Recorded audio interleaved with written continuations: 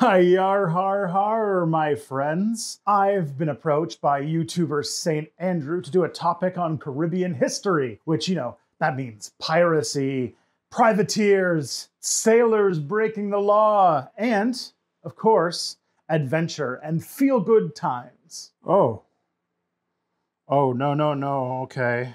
So we're talking about the depressing opposition of Black and Indigenous people of color and a war to save themselves from oppression. Well, this costume suddenly got very inappropriate. So let's just change that up a little bit. Oh, I'll have to save that for a future video. So the topic of today's video is actually about groups called Maroons, which existed pretty much all over the Americas, wherever the transatlantic slave trade was practiced. Specifically, we're going to talk about Queen Nanny, Captain Cudjoe, and the Maroons of Jamaica. A story about mutual aid and solidarity in the face of white oppression.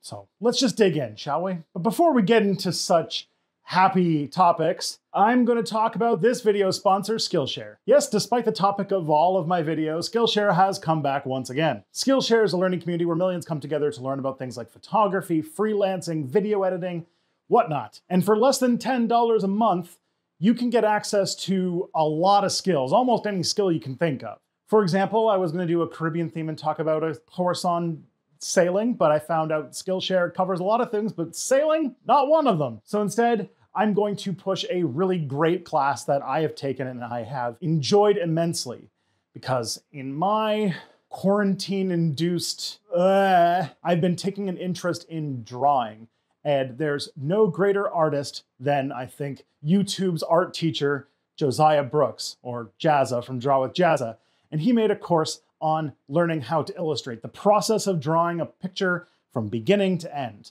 I really highly recommend it. And if you want to check out that course, or many of the other courses, lots of new originals coming out this year, you can go in the description. The first 1,000 people who click the link can get a free trial of Skillshare Premium membership. Now, back to the video.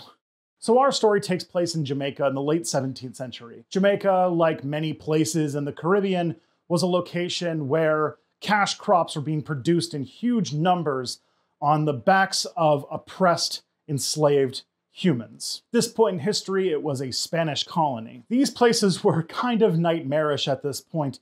Indigenous people were still being driven from their ancestral lands to build plantations where enslaved people worked around the clock to produce cash crops like sugar, a very labor-intensive and very dangerous crop to grow.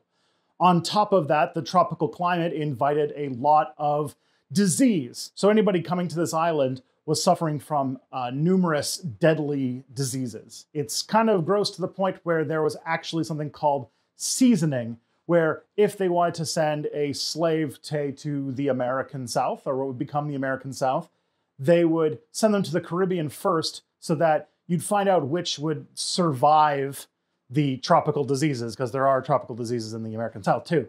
And those who built an immunity, or who were strong enough to survive it, could then be resold at a premium to mainland America to grow rice or tobacco.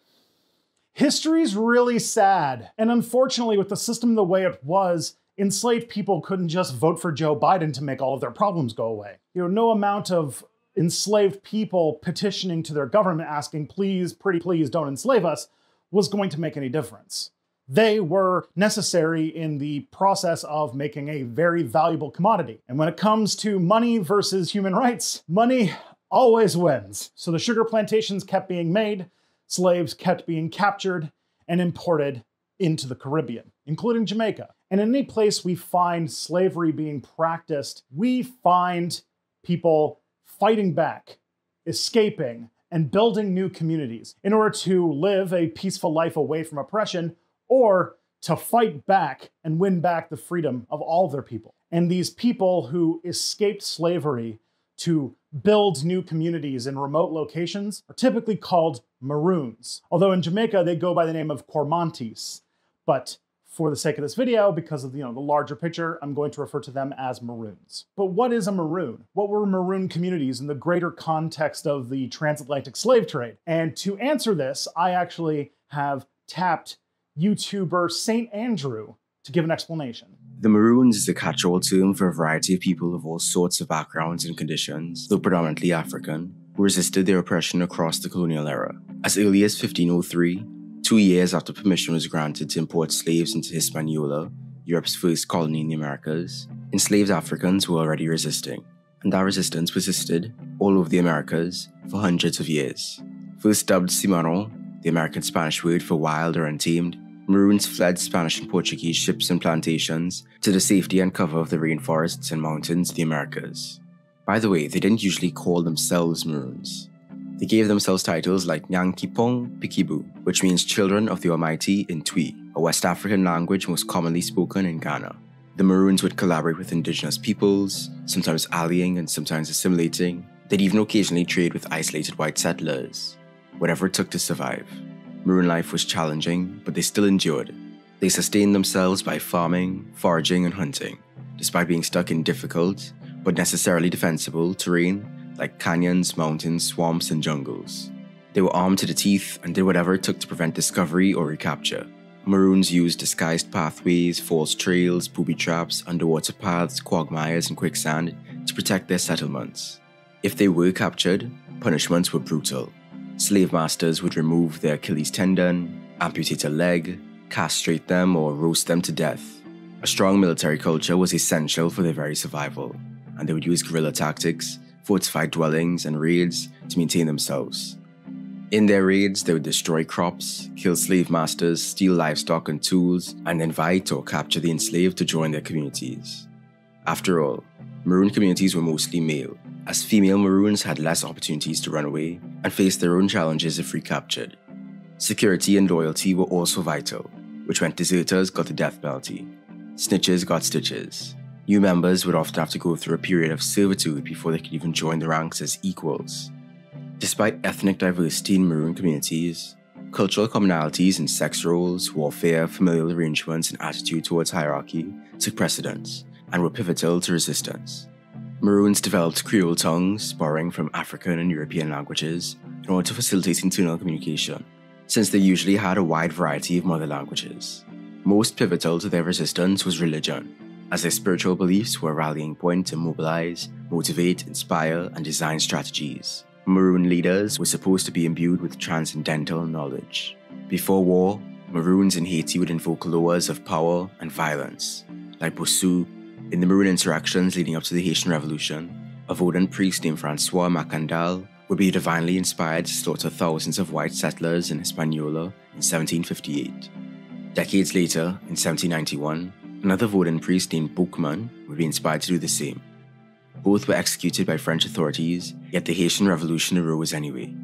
Colonial governments would do whatever it took to destroy Maroons. They would burn forests, declare wars, pass legislation for their capture, even rewarding slaves with freedom if they caught or killed a Maroon. And they'd spend millions of pounds and dollars in attempts to conquer them. The Spaniards sent bloodhounds and hunting parties, as the Spanish Inquisition saw runaways as apostates, while the Portuguese set up Capitão do Mato to capture runaways for a handsome fee. Despite the perpetual state of hatred between Maroon communities and colonial governments, they still occasionally traded or fought on the same side of battle. Maroon communities would often play interest groups off of one another. Sometimes they'd ally with English pirates, other times they'd work with fugitive French Republicans. Occasionally, Maroon communities would sign peace treaties with colonial governments, though they didn't always last. Every Maroon community across the Americas had a unique relationship with the enslaved peoples, the indigenous peoples, the environment, and the European powers that they faced.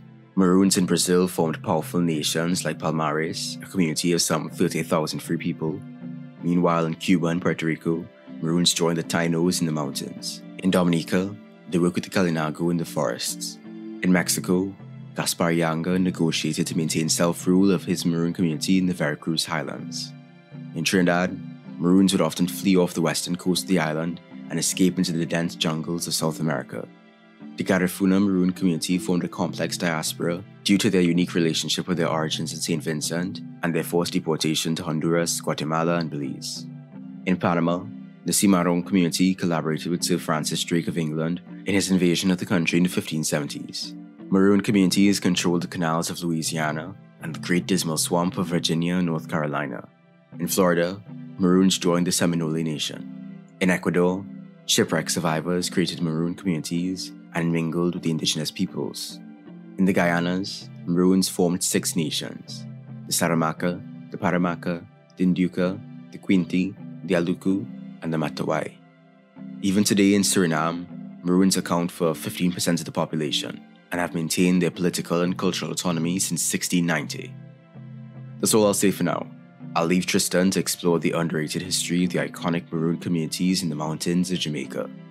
Thank you, St. Andrew. On point as usual. So specifically in Jamaica, the Maroons would escape into the interior of the island. So if you look at a map of Jamaica, they would go into the interior because it's very hilly and has a lot of places where you can set up a community out of the way of the main society, and on top of that, easily defend yourself. And in 1655, the political dynamic of Jamaica would change in a really big way that would allow for those trying to escape slavery to really make their break for it. As I mentioned, Jamaica was a Spanish colony, but in 1655 that changed and the English invaded. And it was a pretty decisive victory on the part of the English. The Maroons took the opportunity during this period of warfare and political chaos to go on these large campaigns to go to those plantations and try to free as many slaves as they could. As the English started to take over Spanish plantations, the Spanish slave owners would free their slaves as a way to sort of undermine the English attempt to take the island, or at least make it less valuable and hopefully try to push for an English retreat. And together, a lot of these escaped slaves from this period of history founded a community known as the Windward Maroons. As well, as soon as the English conquest of Jamaica was complete, then began the First Maroon War, which was a long campaign by the Windward Maroons to try and free as many slaves as possible while also defending their own communities from English attacks. These communities became a rallying point for anybody who dreamed of freedom and was willing to take the risk of their life to try and make a run for it. These escaped enslaved people would rally into a fighting force, 2 fighting forces in fact. One that we've already said, the Wayward Maroons, but also the Leeward Maroons, which was led by a legendary warrior by the name of Captain Cudjoe. And the Wayward Maroons would be led by a woman by the name of Nanny and a man named Quao. Now, Captain Cudjoe is a legendary warrior and still revered in Jamaica today. He has a holiday named after him. The description of him is also quite something of legend. He's described as wearing a jacket with a sword and a gun, as well as shorts. All of them really roughed up, and also a big feathered hat, and no boots as well. Captain Cudjoe's exploits involved absolutely remarkable campaigns against the English, the use of knowledge of their home terrain, the use of guerrilla warfare and raids, as well as living in territory that was extremely hard to get to, gave him an edge. And the English failed to really make a lot of progress during the First Maroon War. Now, Queen Nanny, who's on the Jamaican money, has an origin wrapped in myth and mystery. There are several conflicting stories about her origin. Some have said that she was an African princess who came. Some say that she was a person captured and was going to be sold into slavery, but jumped off the ship as it was in the harbor. Important in all these stories is that she came to Jamaica a free person and was never in a state of bondage. She was also claimed to have several mystical powers that are sort of built out of the religious tradition of the country of Suriname and much of the Caribbean today. She was claimed to be able to catch bullets shot at her and throw them back at her enemies, that kind of stuff. There's also a legend that if a white person ever goes to the remains of her original home, Nanny Town, that they'll be cursed and they will die there. I mentioned that they had several successful tactics, but they were also masters of stealth and camouflage, to the point where there was even a legend amongst the English that the trees themselves had sided with Nanny and were attacking from the darkness. So this wasn't your typical 17th century war with pitched battles and bright colors and cannons. This was guerrilla warfare in the forest, shooting at each other from the shadows. A fight that, as the Americans would learn, the British not so good at doing. The base of operations for Queen Nanny was Nanny Town. It was constantly under siege by the English, but they were never able to hold it for more than a few days because the territory it was based on was extremely hard to get to. Essentially, to get to this like hilltop town.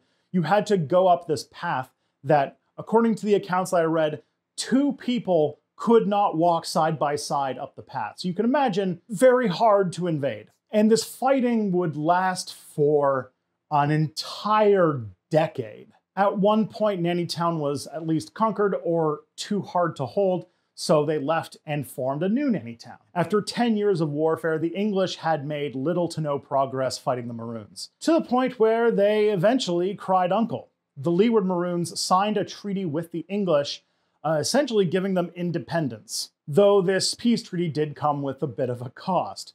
Specifically, the English made them promise to not harbor fugitive slaves, and Captain Cudjoe agreed to it. There was an uprising of his own people against him because of this, and Captain Cudjoe successfully put that revolt down. The Windward Maroons, Nanny's people, had a much worse deal. A separate peace was signed with Quao, and he was given the town of Crawfordstown, and the land where Nanny Town was handed over by the British to Nanny. They were all freed, and they were given a 500-acre plot of land to live on, given on the condition that if other European powers tried to invade Jamaica, they would join the English in fighting them off. Now, Nanny likely died sometime in the 1760s. Accounts aren't super strong on that, especially because Nanny is sort of a honorific title, and so it's hard to tell which Nanny is the Nanny, you know? But there's likely nothing very remarkable. She probably died of natural causes. So that's what happened.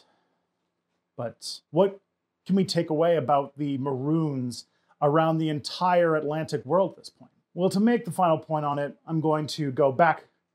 But to make the final point on it, let's go back to St. Andrew. St. Andrew, take it home. Unlike the communities of Suriname and Jamaica, many Maroons did not maintain their autonomy for long. Yet their legacies would live on in leaders like Zumbi dos Palmares of Brazil, Gaspar Yanga of Mexico, Bencos Piojo of Colombia, Bokilifu Boni of Suriname, and John Horse of Florida and Mexico. What does this mean for us in the 21st century? The Maroons exemplify the key principles of resilience and solidarity that every modern revolutionary must hold dear. Despite living in one of the most brutal periods of human history, they took on the most radical of actions in order to survive and resist in foreign lands. They worked across barriers in language, ethnicity, and culture to reject colonization in a cornucopia of creative ways. The Maroons demonstrated that there are many modes and channels of resistance, and they used whatever was available to them.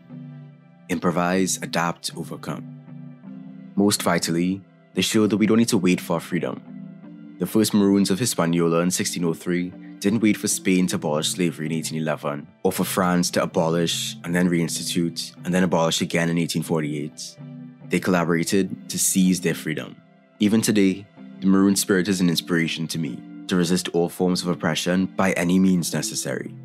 Will you do the same? Peace. Thank you so much for watching. Be sure to subscribe to St. Andrew and click for a video he released just now on Carnival. So check it out. Don't be here anymore. Go. Now!